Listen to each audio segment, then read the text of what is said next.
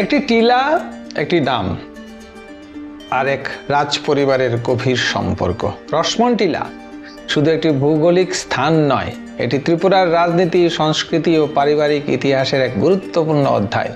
ত্রিপুরার রাজধানী আগরতলার ইতিহাসে রসমন টিলা এমন একটি বিশেষ গুরুত্ব বহন করে আছে। এই নামটি কেবল একটি স্থানের পরিচয় নয়, বরং এটি একটি ব্যক্তি, একটি পরিবার এবং একটি রাজবংশের সঙ্গে নিবিড় সম্পর্ক। এই টিলার নামকরণের পেছনে রয়েছে রসমোহন ঠাকুর, যিনি ত্রিপুরার রাজ পরিবারের সঙ্গে ঘনিষ্ঠভাবে সম্পর্কযুক্ত ছিলেন। প্রথমেই রসমোহন ঠাকুরের পরিচয় এবং পারিবারিক অবস্থান সম্পর্কে জানা প্রয়োজন।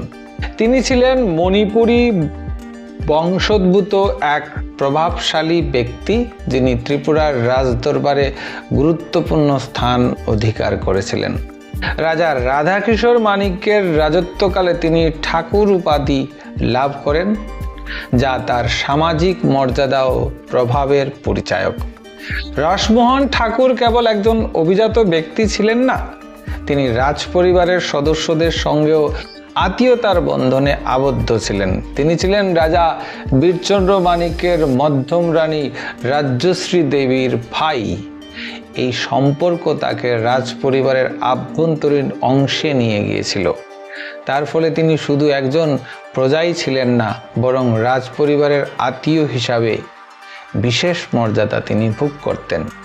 এই সম্পর্কের একটি গুরুত্বপূর্ণ দিক হলো রাজ্যশ্রী দেবী ছিলেন পরবর্তী রাজা বীরবিক্রম কিশোর মানিক্যের মা। সুতরাং রসমোহন ঠাকুর ছিলেন রাজা বীরবিক্রমের মামা। এই আত্মীয়তার কারণে তিনি রাজপরিবারের অত্যন্ত ঘনিষ্ঠ ব্যক্তি হয়ে ওঠেন এবং প্রশাসনিক ও সামাজিক ক্ষেত্রে তার প্রভাব আরও বৃদ্ধি পায়। রসমোহন ঠাকুর রাজা বীরচন্দ্র মানিক্যের শাসন আমলে একটি গুরুত্বপূর্ণ ভূমিকা পালন করেন।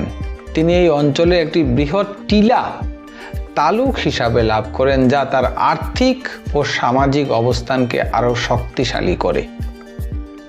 এই টিলাটি পরবর্তীকালে নাম অনুসারে পরিচিত হয় রসমোহন টিলা, যা উচ্চারণগত পরিবর্তনের ফলে রসমন টিলা নামে পরিচিত হয়ে ওঠে। নামের এই পরিবর্তনের ভাষাগত বিবর্তনের একটি স্বাভাবিক উদাহরণ। স্থানীয় উচ্চারণে রসমোহন ধীরে ধীরে রসমন রূপে রূপান্তরিত হয়েছে।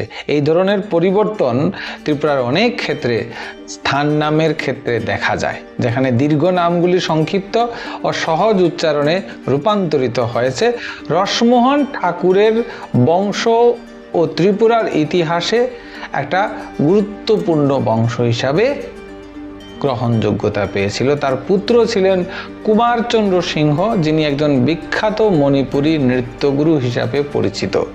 তার মাধ্যমে বোঝা যায় যে এই পরিবারটি কেবল প্রশাসনিক ক্ষেত্রেই নয়, সাংস্কৃতিক ক্ষেত্রেও গুরুত্বপূর্ণ অবদান রেখেছিল। ত্রিপুরার রাজা বীরবিক্রম কিশোর মানিক্য তার শাসন আমলে সমাজ সংস্কারের জন্য বিভিন্ন উদ্যোগ গ্রহণ করেছিলেন। মণিপুরী সমাজের মধ্যে শৃঙ্খলা বজায় রাখার জন্য তিনি একটি বিশেষ অনুশাসন বিধি প্রবর্তন করেন।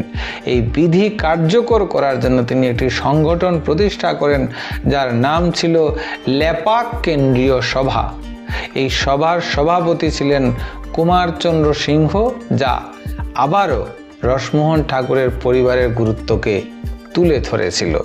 এই রসমন টিলার ভৌগোলিক ও ঐতিহাসিক গুরুত্ব নিয়ে আলোচনা করলে দেখা যায় একসময় এই অঞ্চলটি ছিল জঙ্গলাকীর্ণ ও অনুন্নত, কিন্তু সময়ের সঙ্গে সঙ্গে এর গুরুত্ব বৃদ্ধি পায়।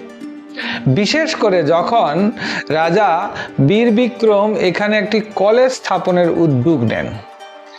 এই উদ্যোগের ফলে এই টিলাটির নাম পরিবর্তন করে রাখা হয় বিদ্যাপীঠ, যা পরবর্তী সময়ে হয় বিদ্যাপত্তন এবং শিক্ষার কেন্দ্র হিসাবে নতুন পরিচয়কে তুলে ধরে।